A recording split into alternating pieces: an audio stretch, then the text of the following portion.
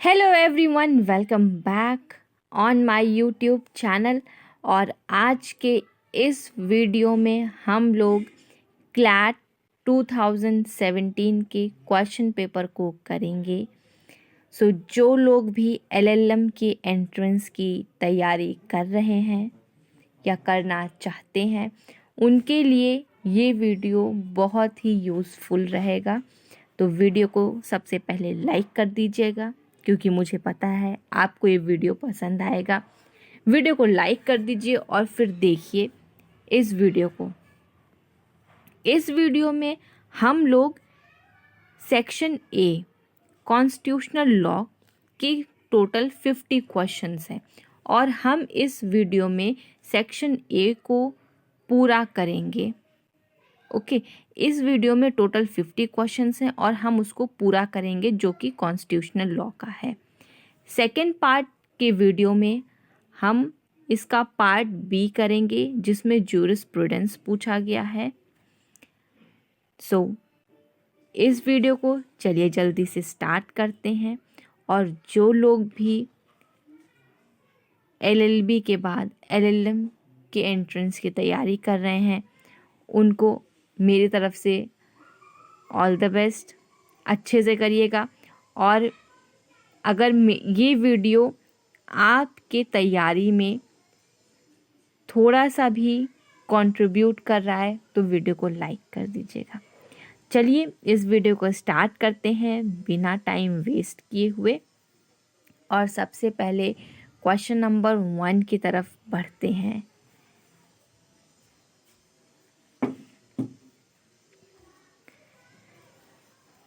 Yes guys, question number 1 आपने पढ़ लिया होगा, मैं उम्मीद कर रही हूँ। लेकिन चलिए मैं रीड करती हूँ।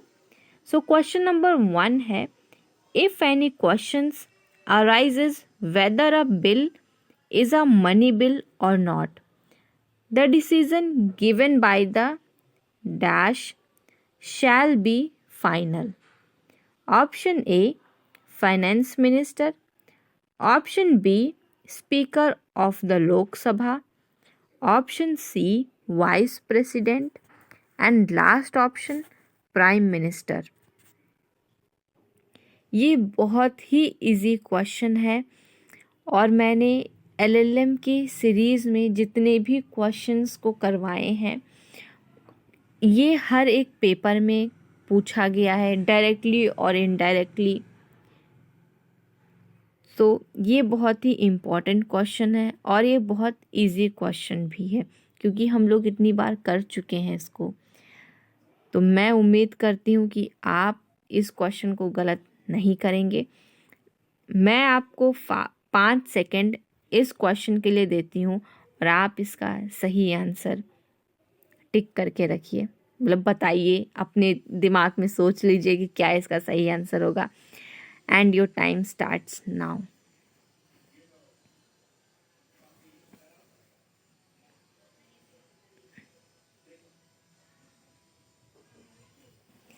यस गाइस, मैं उम्मीद कर रही हूँ कि आपने इसका एकदम सही आंसर टिक किया होगा।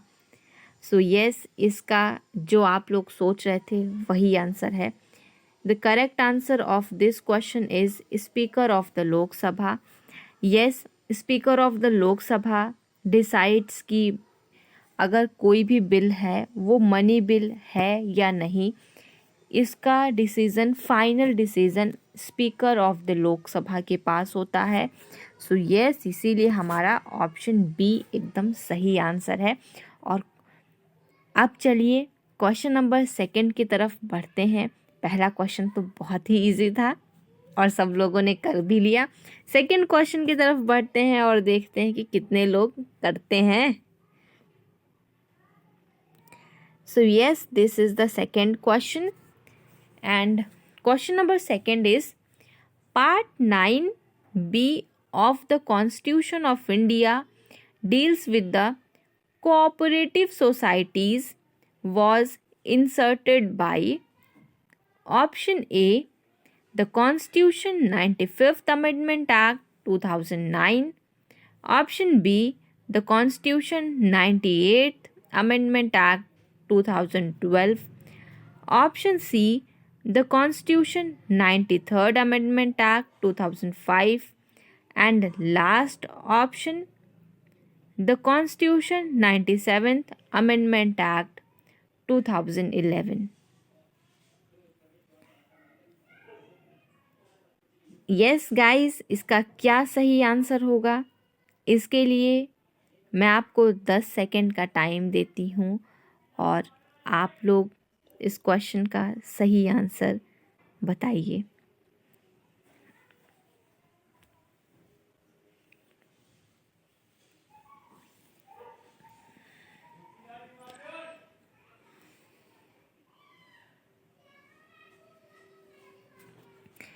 यस गाइस, उम्मीद करती हूँ कि आपने इसका सही आंसर टिक किया होगा। सो यस, इसका जो सही आंसर है वो है option D, 97th amendment act 2011। Okay, और इस अमेंडमेंट में part 9B of the Indian constitution में कोऑपरेटिव सोसाइटीज़ को डाला गया था। Let's move to next question, question number 3. And question number 3 is, Article 280 of the Constitution of India deals with option A, Finance Commission, option B, Election Commission of India, option C, Union Public Service Commission, and last option, Comptroller and Auditor General. Article 280 of the Indian Constitution deals with the Finance Commission. So option A is the correct answer. Here Article 280 में Finance Commission के बारे में है, UPSC and Union Election Commission के बारे में कौन सा आर्टिकल है? अगर आपको पता है तो कमेंट बॉक्स में कमेंट करके ज़रूर बताइएगा। And here is finance commission is the correct answer. Let's move to question number 4। और अभी तक हमने जितने भी ऊपर के 3 क्वेश्चंस किए हैं, और ये तीनों क्वेश्चन ही इजी थे, ना बहुत टफ थे ना बहुत इजी थे, पर ठीक थे, ओके क्वेश्चन थे। लेकिन first question was very easy, और ये क्वेश्चन हमने जितने भी जो लोग भी स्टार्टिंग से इस सीरीज़ को पूरा देख रहे हैं उनको पता है हमने कि फर्स्ट डे से हम उस क्वेश्चन को करते हुए आ रहे हैं। और हमने जितने भी ड्यू के, BHU के एंड पंजाब यूनिवर्सिटीज़ के हमने क्वेश्चन पेपर्स को किया है, तो उनको पता है कि ये क्वेश्चन जो क्वेश्चन नंबर 1 था, यस दिस वन, ये क्वेश्चन और ये क्वेश्चन हर एक पेपर में आया था। तो ये बहुत ही इम्पॉर्टेंट क्वेश्चन है, इजी भी है। अगर ये क्वेश्चन आता है, रिपीट होता है किसी भी यूनिवर्सिटी के क्वेश्चन अगर एग्जामिनेशन में, तो प्लीज़ इसको एकदम आप रट डालिए, क्योंकि ये क्वेश्चन गलत नहीं होना चाहिए, क्योंकि बहुत बार क्वेश्चन पूछा गया है और आप लोगों ने इतना इस क्वेश्चन को कर लिया है कि अब ये सच में वाकई में गलत नहीं होना चाहिए।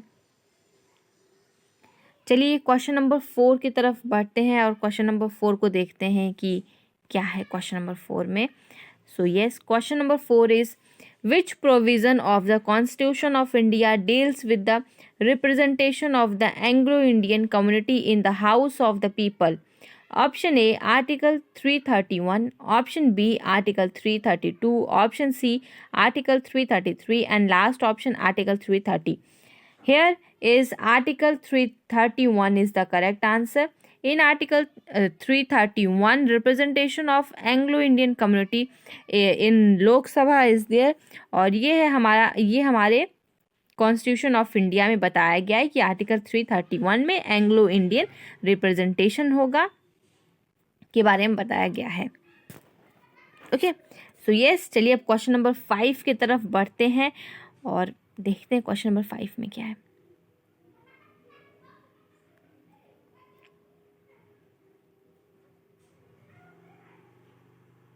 Yes. So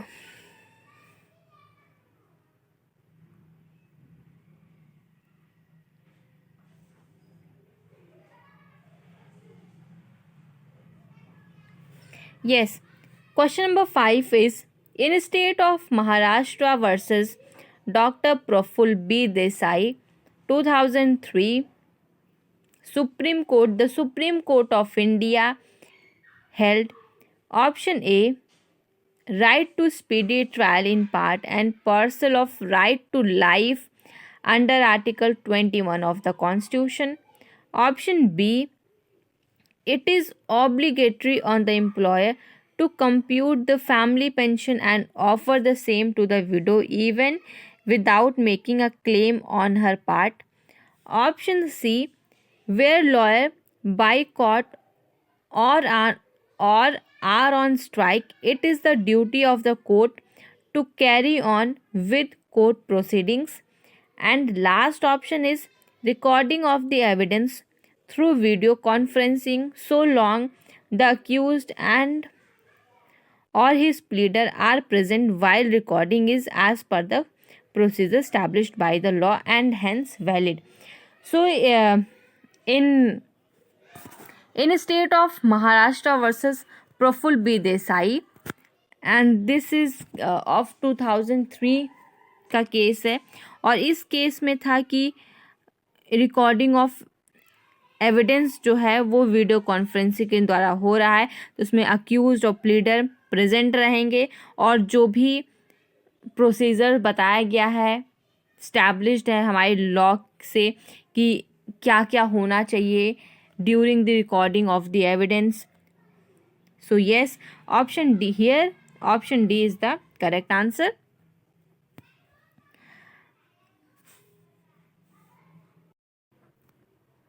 Let's move to question number 6, and question number 6 is here, in which of the following judgment the scope of writ of habeas corpus was widened. Okay, so question number 6 में है कि writ of habeas corpus, here is habeas corpus के बारे में पूछा गया है. Mark the word habeas corpus, मतलब हाईलाइट कर लीजिए क्योंकि आपको याद रहेगा, क्योंकि कभी कभी ऐसा होता है कि हम क्वेश्चंस को करने में इतने बिजी और मतलब होता है ना पूरा सर मतलब रहता है कि बस माइंड में कि हमें क्वेश्चंस करने हैं जल्दी जल्दी, तो कभी कभी होता है कि हम गलत कर देते हैं. जैसे कि क्वेश्चंस पूछा जाता है कि which of the following statement is wrong और which of the following statement is correct, इस टाइप के क्वेश्चंस होते हैं. या फिर किसी भी क्वेश्चन में कुछ एक पर्टिकुलर चीज़ पूछता है, जैसे इसमें पूछा है कि रिट ऑफ हैबियस कॉर्पस, अगर आपको हो सकता है कि कोई दूसरे रिट्स को याद हो या किसी और का, तो थोड़ा बहुत कन्फ्यूज़न हो जाता है. तो इसीलिए अगर आप इसको एक बार हाईलाइट कर लेते हैं वर्ड, तो मुझे लगता है पर्सनली, क्योंकि मैं ये फॉलो करती हूँ और मैं बहुत टाइम से ये ट्रिक मैं फॉलो करती आई हूँ, तो मुझे लगता है कि ये बहुत यूज़फुल रहता है. So that's why I am sharing with you guys. Okay, चलिए क्वेश्चन नंबर 6 है, in which of the following judgment the scope of writ of habeas corpus was widened. Okay, let's move towards the options, and options are, option A is D.K. Vasu versus state of West Bengal. Option B, Sheila versus Union of India. Option C, Sunil Batra versus Delhi administration. And option D is MC Mehta versus union of India. Writ of habeas corpus पूछा गया है, इसका जो सही answer है वो है Sunil Batra versus Delhi administration. और ऐसे क्वेश्चंस इंपॉर्टेंट होते हैं. ठीक है, चलिए नेक्स्ट क्वेश्चन की तरफ बढ़ते हैं. और विच provision of the constitution of India provides for joint sitting of both House of Parliament in certain cases. एक बार फिर से क्वेश्चन को ध्यान से पढ़िए. विच provision of the constitution of India provides for joint sitting of both houses of parliament in certain cases. कौन सा article है? So article 108 is the correct answer. According to 108 article, okay, Constitution of India, ये provide करता है joint sitting of both the houses of parliament, but only in certain cases. कौन कौन सी cases हैं, किस टाइप केसेस होंगे, अगर आपको पता है तो कमेंट बॉक्स में कमेंट करके ज़रूर बताइएगा। चलिए अगले क्वेश्चन की तरफ बढ़ते हैं और देखते हैं नेक्स्ट क्वेश्चन कौन सा है। Okay, question number 8 is how many maximum members can represent the union territories in the Lok Sabha. Okay, so how many members? Your options are 35, option B 30, option C 25 and last option is 20. So कितने maximum members पूछे गए हैं UT में? UT के जो होंगे वो हमारे लोकसभा में आके रिप्रेजेंट कर सकते हैं। I am giving you 5 seconds for this question. ये क्वेश्चन क्वाइट इजी मैं बोलूँगी क्योंकि ये वाले क्वेश्चन कर चुके हैं सो that's Y. Okay, I am giving you 5 seconds and your time starts now.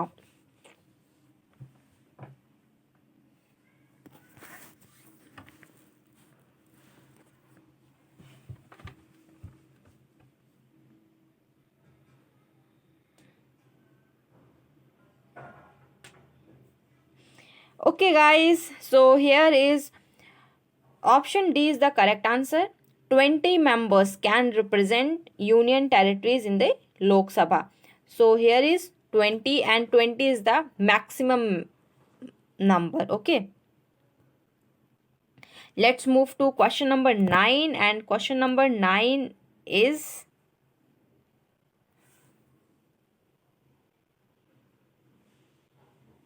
okay, yes, question number 9 is Supreme Court of India issued direction to the central government to conclude the national survey on drug abuse within a period of 6 months and a national plan for curbing increase of use and abuse of substance in children within 4 months in. Okay, so ये कौन सा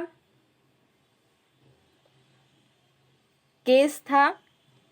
Okay, your options are Bandhua Mukti Morcha versus Union of India.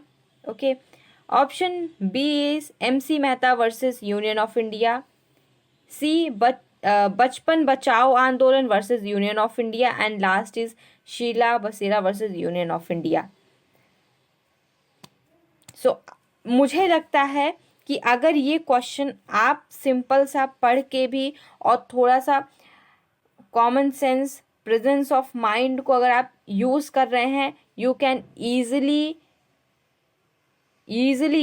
Very easily आप इस question को कर सकते हैं, मुझे लगता है।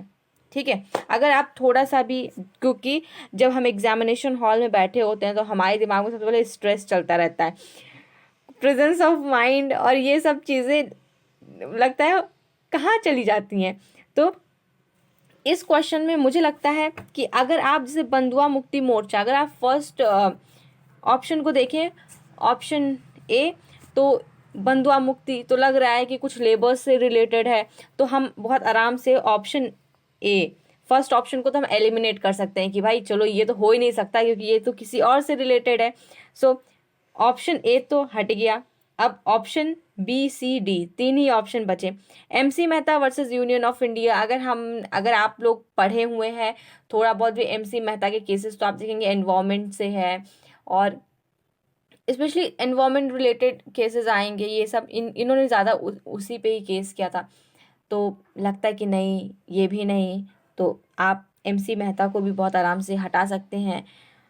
ठीक है, और शीला बसेरा वर्सेस यूनियन ऑफ इंडिया, ठीक है, तो इसको भी कुछ लग रहा है ये अलग सा है, कुछ मतलब नहीं फिट बैठ रहा है, कुछ ऐसा हो रहा है। ठीक है, तो आप ऑप्शन डी भी हटा सकते हैं, पर ऑप्शन सी देखिए, हियर ऑप्शन सी बचपन बचाओ आंदोलन, ठीक है, तो कि हाँ बचपन बचाओ आंदोलन की कुछ बच्चों से रिलेटेड है, चिल्ड्रन से रिलेटेड है, और क्वेश्चंस में भी पूछा गया है कि चिल्ड्रन की बात की गई है, चाइल्ड्स की बात की गई है, तो उनके ड्रग्स की, मतलब स्पेशली चाइल्ड को फोकस करके पूछा गया। तो लग रहा है कि भाई ऑप्शन सी यहाँ पे सही आंसर हो सकता है। Option C here is correct answer also. So क्योंकि बचपन बचाओ, क्योंकि बच्चों से कुछ लग रहा है रिलेटेड, क्वेश्चन में भी पूछा गया है बचपन, तो अगर presence of mind examination hall में काम चल कर जाता है कुछ, तो आप इजीली इस टाइप के क्वेश्चंस कर सकते हैं। क्योंकि कुछ कुछ क्वेश्चंस ऐसे होते हैं कि जिसको हम पढ़े नहीं रहते हैं, नहीं पता रहता है, लेकिन फिर भी उस पर्टिकुलर टाइम पे आप इसको कह सकते हैं लक फैक्टर या presence of mind, common sense, whatever you want to say, और तो आप करके क्या कर सकते हैं क्वेश्चन बिल्कुल। So option C is the correct answer. Okay, let's move to question number 10, and here is question number 10 is, okay, yes.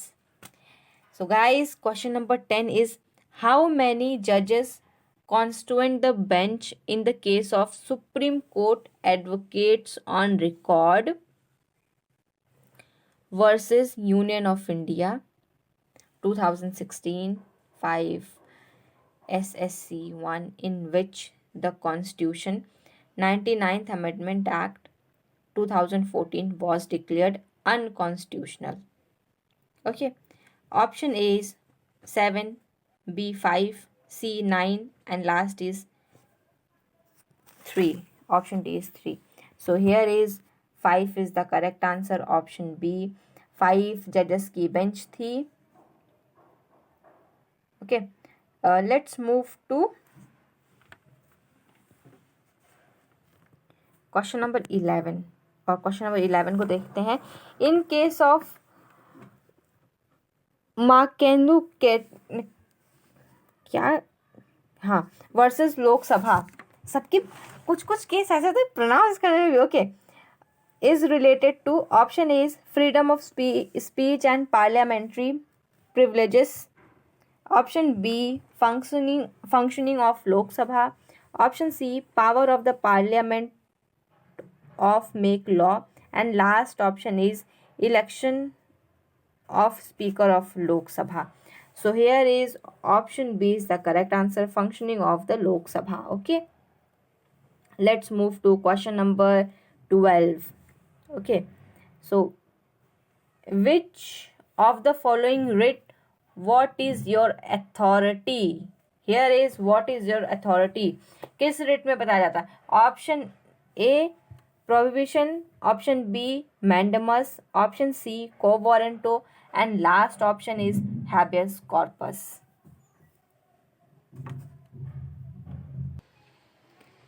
This question is easy. अगर आपने रिट्स को अच्छे से पढ़ा तो ये बहुत ही इजी क्वेश्चन है, और ये हर एग्जाम्स में पूछे जाते हैं, हर एग्जाम्स में पूछे जाते हैं. तो क्या है? Option A is prohibition, option B mandamus, option C quo warranto, and last is habeas corpus. What is your authority, ये पूछ रहा है. I am giving you only 5 seconds and mark the correct answer of this question. मैं आपको 5 second के बाद इसका answer बताती हूँ. only 5 seconds. ओके, आप इसका आंसर बताइए क्या है.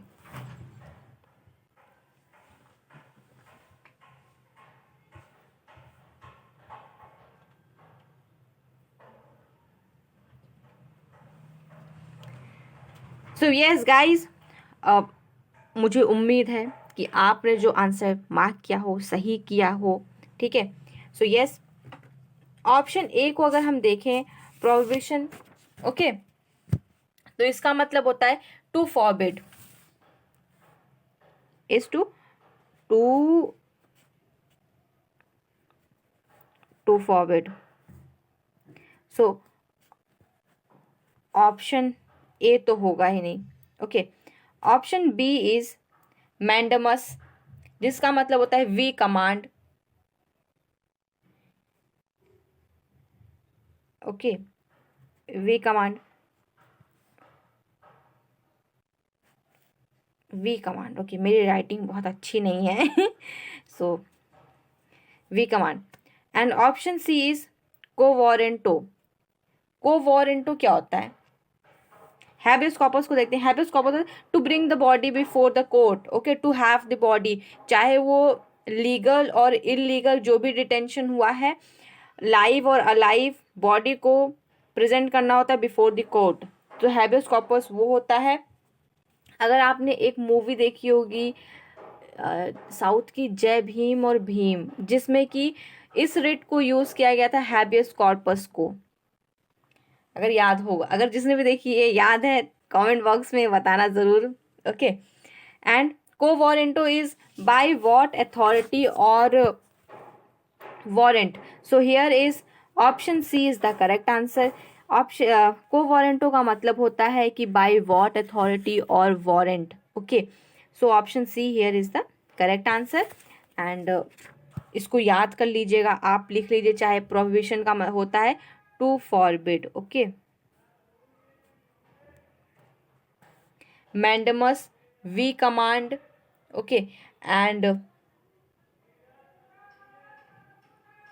habeas corpus to have the body, to have the body। Next question की तरफ बढ़ते हैं, question number 13, okay.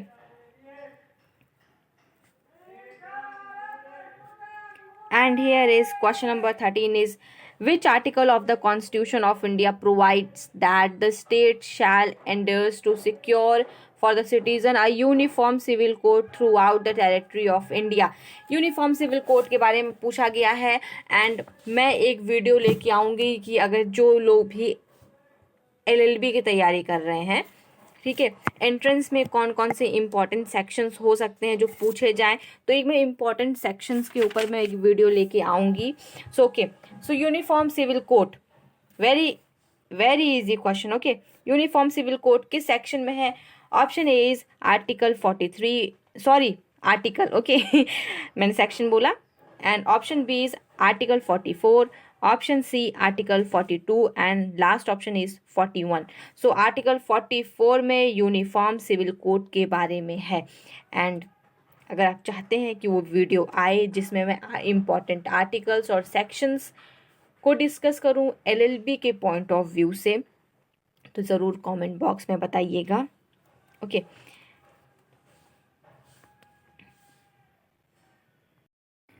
Question number 14 is, what is the outer limit of representative of the states and of the UTs in the Council of States? Option A, not more than 228, option B, not more than 250, option C, not more than 245, and last option is not more than 238। so here is option D is the correct answer। yes, आप जब भी exam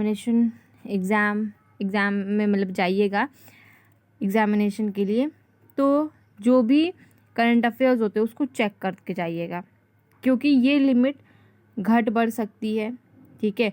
ये 2017 का paper है, ये उसके हिसाब से 238 इज़ द करेक्ट आंसर, पर ये घट भी सकता है, बढ़ भी सकता है, मतलब ऐसा नहीं कि कुछ परसेंटेज फिक्स होते हैं काउंसिल ऑफ स्टेट्स के लिए। कितने परसेंट फिक्स होता है कि council of ministers, council of states कितने परसेंट का रहेगा, आप इसको कमेंट बॉक्स में कमेंट करके बताइएगा अगर आपको पता है तो। चलिए क्वेश्चन नंबर 15 की तरफ बढ़ते हैं, और ये है, yes, question number 15 is, according to the existing provision the reservation of the seats for the scheduled caste and scheduled tribes in the House of the People and in the Legislative Assembly of the state shall cease after dash year from the commencement of the Constitution of India। Option A is 90, option B 70, C 100, and last option is 80। Here is option B is the correct answer, 70।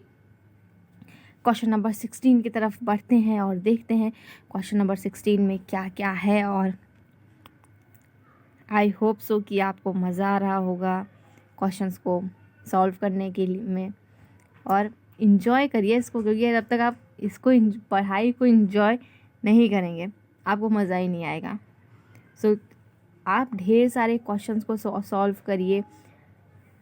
जितने ज़्यादा आप questions solve करेंगे उतनी ही अच्छी आपकी practice होगी और आप उतने ही आपकी एक्यूरेसी बढ़ेगी। और एक्यूरेसी सही होनी चाहिए, क्योंकि अगर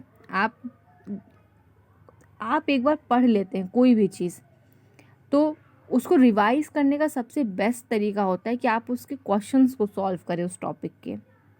आप जितने ज़्यादा वैरायटी ऑफ क्वेश्चन सॉल्व करेंगे आपको उतना ही ज़्यादा फ़ायदा होगा एग्ज़ाम में। तो try to solve so many questions. And one more thing is कि आप एग्ज़ाम में हमेशा शांत दिमाग से जाइए, बहुत ही एकदम कोल्ड, एकदम शांति से जाइए और एग्ज़ाम में सारे अच्छे क्वेश्चंस को करके आइए। और एक फ़ायदा ये होता है कि आप MCQ सॉल्व करते हैं, उससे आप किसी भी टॉपिक से करिए, ठीक है। आपने टॉपिक को पढ़ा और आप फिर उस सेम टॉपिक के क्वेश्चंस को सॉल्व कर रहे हैं, तो आपको जो बाकी लेट्स से कि आपको 4 ऑप्शंस दिए गए हैं, ठीक है, 4 ऑप्शंस हैं, आपको उसमें से एक ऑप्शन पता है, 2 ऑप्शन पता है, ठीक है। अगर आपको एक ऑप्शन पता है तो आपको बाकी के 3 ऑप्शंस पता चल रहा है कि इसमें से और क्या नहीं हो सकता, क्या होगा आंसर। नहीं 2 है तो फिर भी आपको 2 नई चीज़ें सीखने को मिल रही हैं। तो आप जितना ज़्यादा MCQ की प्रैक्टिस करेंगे उतना ही फ़ायदेमंद है आपके लिए। चलिए क्वेश्चन नंबर 16 की तरफ बढ़ते हैं। And question number 16 is protection from double jeopardy means option A, no person shall be prosecuted and punished for the same offense more than once. Option B is no person shall be prosecuted or punished for different offense again. Option C, no person shall be prosecuted for the same offense more than once. And last option is no person shall be punished for the same offense more than once. Okay, so double jeopardy का मतलब होता है कि option A is the here is correct answer. No person shall be prosecuted or punished for the same offense more than once. कोई भी same offence के लिए एक बार से ज़्यादा पनिशमेंट उसको नहीं मिलेगी। ऑफेंस सेक्शन 44 में है, IPC के सेक्शन 44 में डिफाइंड किया गया है कि ऑफेंस क्या होता है। ओके, चलिए क्वेश्चन नंबर 17 की तरफ बढ़ते हैं। और here question number 17 is in which case secularism was recognized as the basic feature of the Constitution of India.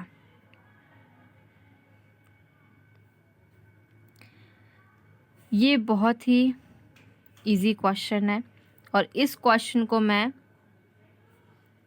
इसका मैं आंसर अभी नहीं बताऊंगी, इसका आंसर मैं वीडियो के लास्ट में बताऊंगी, क्योंकि अगर जिसको पता है मार्क करिए। और ये बहुत इजी क्वेश्चन है क्योंकि ये क्वेश्चन हम कर चुके हैं पहले भी, ठीक है।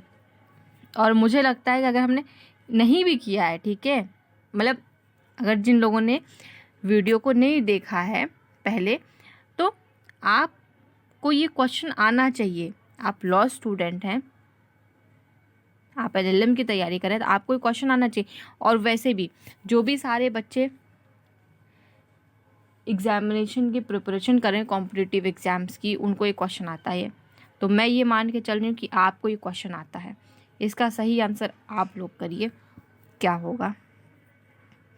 Question number 18 is which provision of the constitution of India provides freedom as to payment of taxes for promotion of any particular religion. Okay, option A article 26, option B article 27, Article 28, and last option is 29. Here is Article 27 is the correct answer. Okay. Question number 19. Okay. In which of the following decision the Supreme Court of India heard matter at midnight? Midnight में ये matter सुना गया था. कौन सा case है?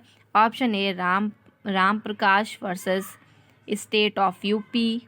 Option B Jagdish Bhullar versus state of Punjab. Option C state of Maharashtra versus Anwar Ali. And last option is याबुल Abdul Razak Memon versus state of Maharashtra. So here is option D is the correct answer. और इस केस को मिडनाइट में सुप्रीम कोर्ट ने सुना था. So this is one of the interesting question. Okay, let's move to question number 20. And question number 20 is the judge of the Supreme Court of India can be removed from office in accordance with option A article 217, article 125, option C article 124, and last option is article 123. So here is article 124 is the correct answer. Article 124 के according supreme court of India can be, supreme court के जज, okay, the जज of the supreme court can be removed from the office and this is in article 124. Let's yes, next question is question number 21, and this question is while imposing compulsory service for public purpose the state shall not make any discrimination on grounds only of. okay, I hope आपको question समझ में आ गया होगा. Option A is religion race caste sex. Option B religion race caste place of birth of any one of them. Option C religion race caste or class of any one of them, and last option religion race caste of any one of them. Okay, so here is option C is the correct answer.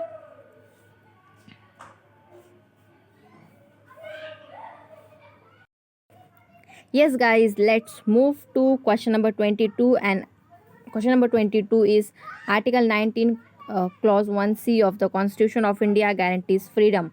article 19 में कौन सा freedom है? subsection 1 clause c.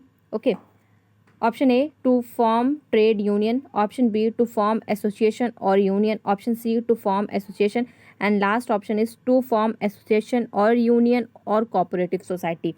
Here is the option D is the correct answer. in article 19 के तहत association, union and cooperative society form किया जा सकता है. इसका फ्रीडम है. ये फ्रीडम हमारे कॉन्स्टिट्यूशन ऑफ इंडिया में है. Article 19 clause 1 and C. okay, let's move to question number 23, and question number 23 is under which article the president can promulgate ordinance during the recess of parliament. option A article 121, option B article 122, option C article 124, and last option is article 123. here is the article 123 is the correct answer, and according to article 123 president can promulgate ordinance during the recess of the parliament. okay, so option D is correct answer. article 123 is related to ordinance. okay, let's move to question number 24, and question number 24 is under which article of the constitution of India citizenship by domicile can be determined. okay, here is citizenship पूछा गया है. citizenship by domicile can be determined, ये किस article में दिया गया है हमारे संविधान में? Option A article 11, option B article 10, option C article 9, and last option is article 5. So ये प्रोवाइड है आर्टिकल 5 में. So here is option D is the correct answer, article 5. Okay, सारे क्वेश्चंस को डिटेल में करना, डिटेल एक्सप्लेनेशन के साथ करना पॉसिबल नहीं है, क्योंकि मैं ये चाहती हूँ कि इस वीडियो का लेंथ ज़्यादा बड़ा ना हो। 40 या 45 मिनट्स के अंदर जो भी सारे 50 क्वेश्चंस हैं एडमिनिस्ट्रेटिव लॉ में, पार्ट ए एडमिनिस्ट्रेटिव लॉ में टोटल 50 क्वेश्चंस हैं, तो वो मैं चाहती हूँ कि एक वीडियो में, जो कि 45 मिनट का या 40 मिनट्स के बने, शॉर्ट रहे और सारे 50 क्वेश्चंस कवर हो जाएं। मैं वीडियो की लेंथ ज़्यादा नहीं चाहती हूँ।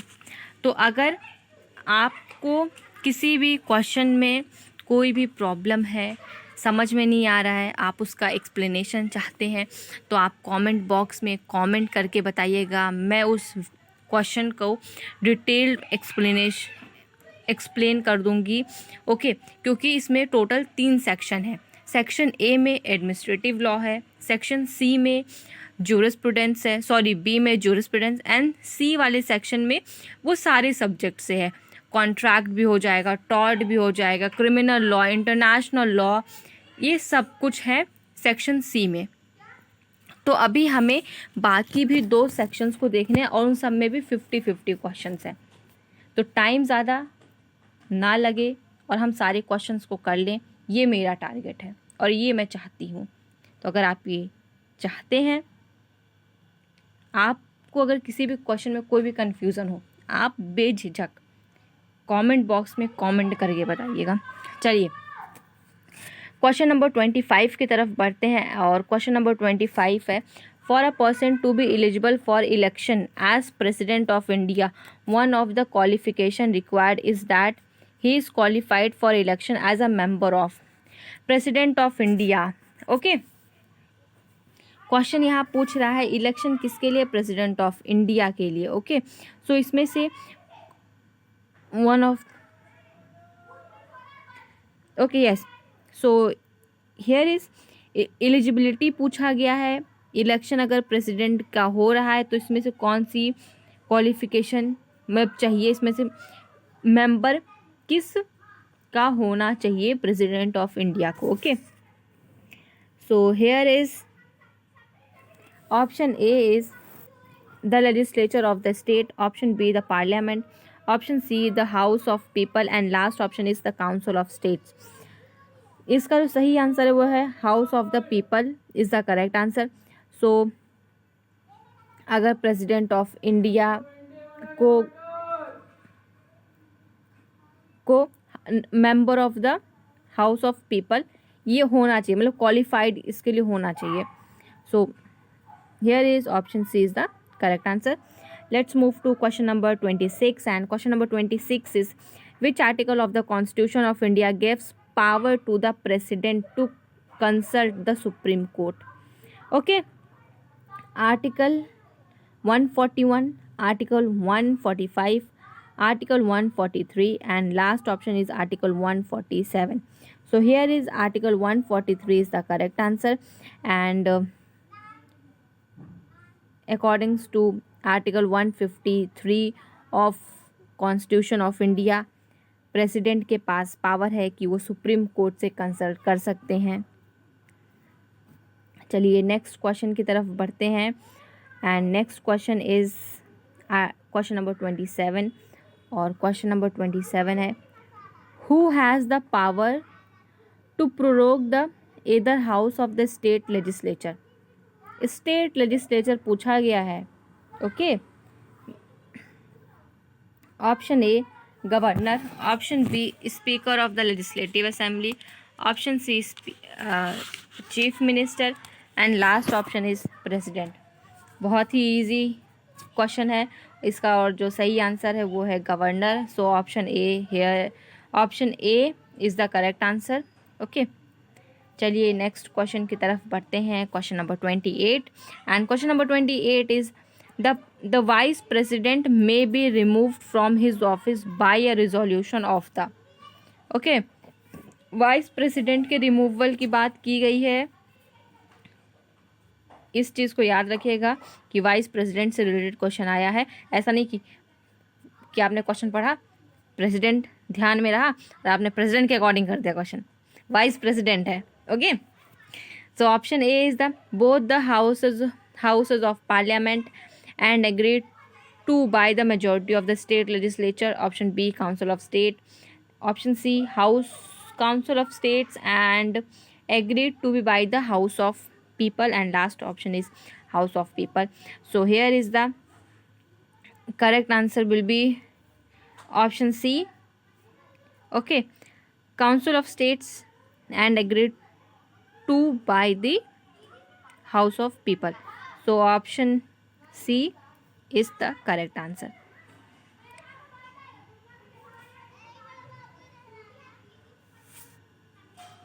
नेक्स्ट क्वेश्चन की तरफ बढ़ते हैं, क्वेश्चन नंबर 29, और क्वेश्चन नंबर 29 है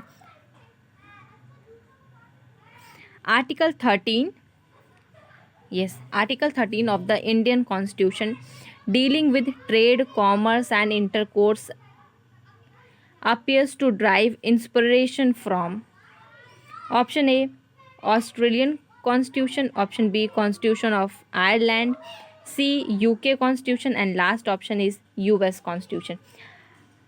Part 13 of the Indian Constitution कहाँ से लिया गया है, इंस्पायर्ड है, जिसमें कि trade, commerce, in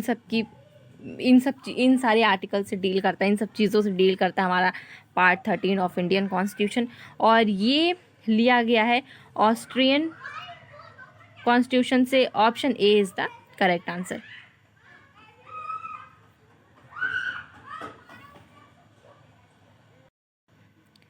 question number 30 is, yes, question number 30 is under which provision of the Constitution of India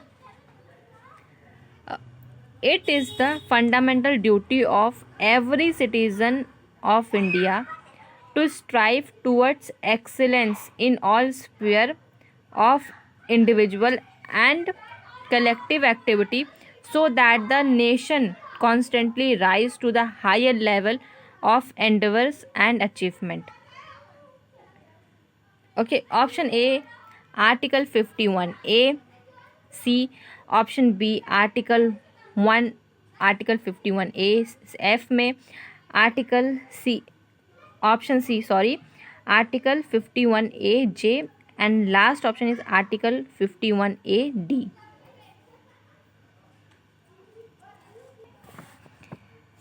So क्या इसका सही आंसर होगा, इसके लिए मैं आपको 5 सेकंड देती हूँ. आप विद इन 5 सेकंड्स में इसको मार्क करिए. आपको पता होगा कि आर्टिकल 51A में ए जो है हमारा डील करता है फंडामेंटल ड्यूटीज़ से, और टोटल कितनी 11 फंडामेंटल ड्यूटीज़ हैं, और जो क्वेश्चन में पूछा गया है strive towards excellence in all sphere of individual and collective activities so that the nation constantly rise to higher level of endeavors and achievement. ये कौन सी नंबर की फंडामेंटल ड्यूटी है? Okay, this is the question, और ये आपकी options हैं. Total के मतलब टोटल 11 फंडामेंटल ड्यूटीज़ हैं. ओके, ABCD वाइज दिया गया है. आर्टिकल 51A हमारा फंडामेंटल ड्यूटी से डील करता है. So here the correct answer of this question is option C. Okay, option C is the correct answer. ये हमारा 10वां फंडामेंटल ड्यूटी है. और 11th फंडामेंटल ड्यूटी क्या है, आप कमेंट बॉक्स में कमेंट करके बताइए. इतना सब कुछ मैंने कमेंट बॉक्स में कमेंट करने को बता दिया, बोला है बहुत ढेर सारे. मैं चाहती हूँ आप ढेर सारे कमेंट्स करिए और आप बताइए कि नेक्स्ट वीडियो किस टॉपिक पे रहे, और आप किस किस टॉपिक्स पे चाहते हैं वीडियो. और अगर आप चाहते हैं कि कोई भी एक पर्टिकुलर सब्जेक्ट या टॉपिक चाहते हैं कि उस पर मैं वीडियो बनाऊँ, तो आप ज़रूर बताइए. मैं टॉपिक को पढ़ के फिर मैं आप लोग के लिए वीडियो बनाऊँगी. तो चलिए नेक्स्ट क्वेश्चन की तरफ बढ़ते हैं, ज़्यादा बातें नहीं करते हैं. Yes, question number 31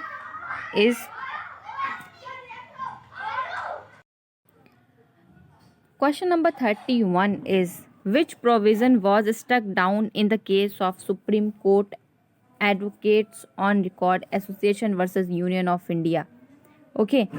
Option A, Article 124, 124A to C, 217, 213. Okay. Option B, Article 124, 124A से C तक. C article option C article 124, 124A से C, 127, 28, 217, 222, 224, 224A, 231. Okay, and last option is Article 124, 124A से to C, 217, 222, 224, 224A and 231. इतना सब सारे articles. किस case में? Supreme court का case advocates on record association versus union of India. इस case में so here is option C is the correct answer. Article 124, 124A, C. So ये सारे आर्टिकल्स का पे केस था. So option C is the correct answer. चलिए next question की तरफ बढ़ते हैं. Question number 32. The house of parliament में declare the seat of the members of either house of parliament as vacant if he or she remains absent without permission of the house from all meeting for a period of option A 80 days, 50 days, 60 days and 100 days. So the correct answer of this question is 60 days. Okay, option C is the correct answer. Question number 32 is in which case direction for improvement of conditions of inmates of the house for mentally ill person under the Person with Disability Act 1995 as well as Psychiatric Hospital and Nursing Home under Mental Health Act 1987 were issued by the Supreme Court of India. The correct answer of this question is option B, Reena Banerjee versus government. ठीक है. Question number 34 की तरफ बढ़ते हैं.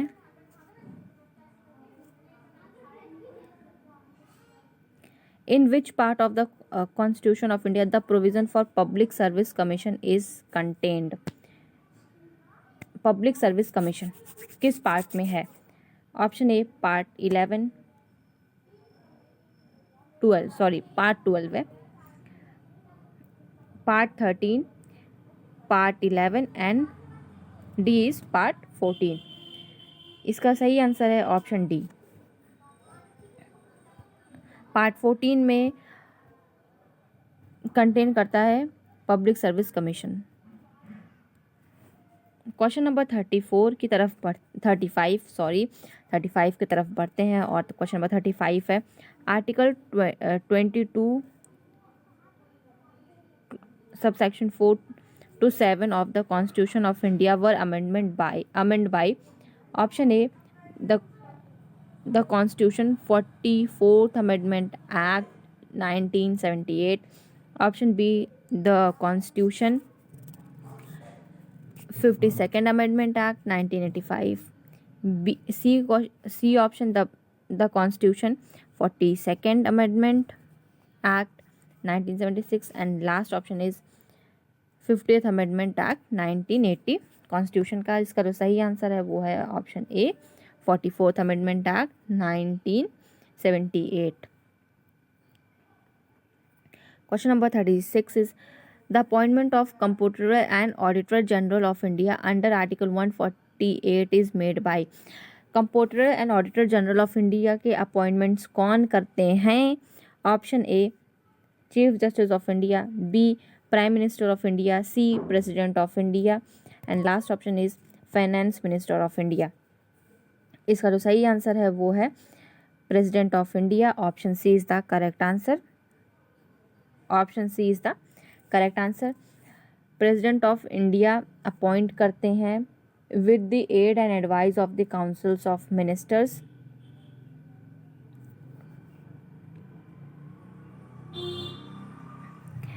Let's move to question number 37 and question number 37 is National Commission for Scheduled Tribes can be created under which provision of the Constitution of India? इसका जो सही answer है वो है आर्टिकल 338A। क्वेश्चन नंबर 38 है, what is the effect of prorogation of the house on the bill pending in parliament? Option A, it does not lapse. Option B, prime minister to decide whether the bill lapsed or not. Option C, the bill lapsed.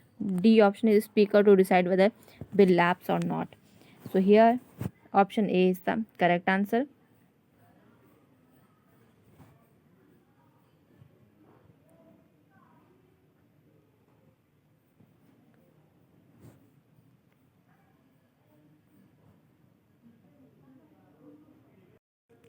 So here option A is the correct answer. It does not lapse. Okay, let's move to question number 39. And question number 39, under which provision of the Constitution of India the the the Parliament may be law empowered any other court to exercise within the local limits of its jurisdiction all or any of the power exercisable by the Supreme Court under Article 32 Clause 2 of the Constitution? इसका जो सही answer है वो है option A article 32(4) Clause 4, option B article 226, option C article 32 Clause 2 and last option is article 32D। इसका जो सही answer है वो है article 32 Clause 3। So option D is the correct answer. Next question की तरफ बढ़ते हैं और question number 40। Question number 40 is, by which amendment the word Oriya was replaced by Odia in the 8th schedule? So here is option C is the correct answer. Okay, the Constitution 96th Amendment Act 2011।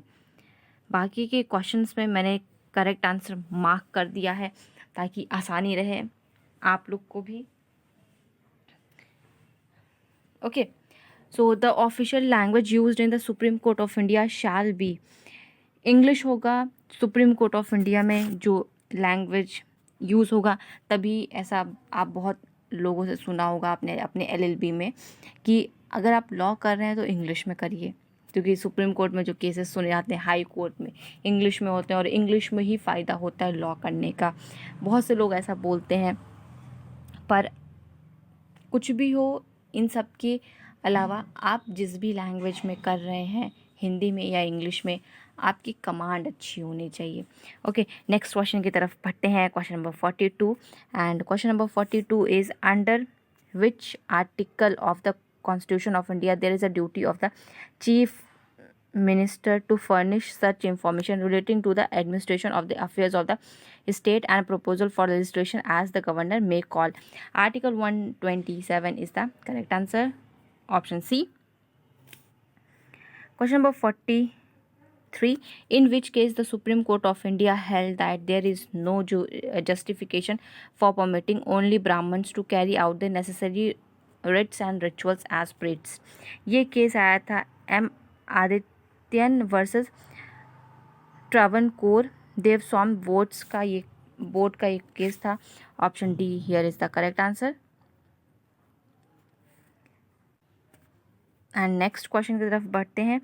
A person can become minister without being a member of either of the house of the parliament for a period of 6 months only. Okay, 6 month के लिए ऐसा इसलिए बोला जाता है कि कोई भी पर्सन, टेक्निकली अगर देखा जाए तो कोई भी पर्सन मेंबर मतलब मिनिस्टर बन सकता है, ठीक है, किसी भी हाउस का, चाहे लोकसभा पार्लियामेंट के किसी भी हाउस का बन सकता है, अपर हाउस लोअर हाउस दोनों में से किसी का भी। बस ये होता है कि विद इन द 6 month उसको मेजोरिटी मिल जानी चाहिए। उसको प्रूफ करने का जब टाइम आता है, क्योंकि 6 month के बाद ही होता है वो, तो टेक्निकली बन सकते हैं, लेकिन जब प्रूफ किया जाएगा पार्लियामेंट में उस टाइम पे आप उस चीज़ को कर ले जाएं, ठीक है। तो कोई भी अगर ऐसे देखें तो मिनिस्टर बन सकता है 6 महीने के लिए।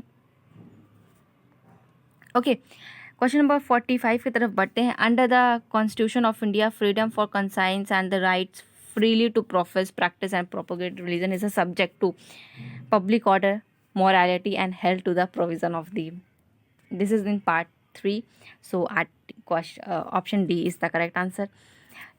इसमें अब मैंने सारे क्वेश्चंस को टिक कर दिया था बुक में ही, तो उसी तरह से आपको अब सब में टिक किए हुए मिलेंगे, पर मैं फिर भी सारे क्वेश्चंस को डिस्कस करना चाहूँगी और जितना हो पाएगा मैं करूँगी. देखिए, in which of the following article of the constitution of India the doctrine of pleasure is provide.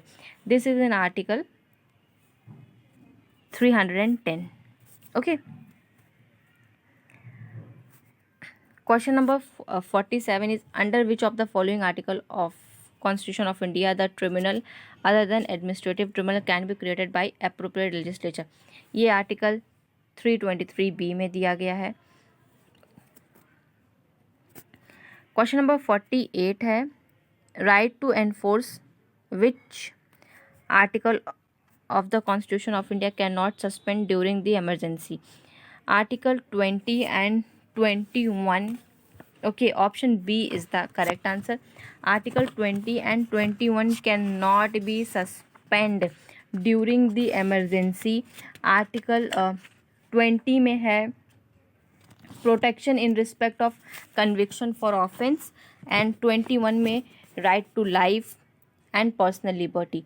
So article 20 और 21 नहीं सस्पेंड होंगे इमरजेंसी के टाइम पे. Option B is the correct answer.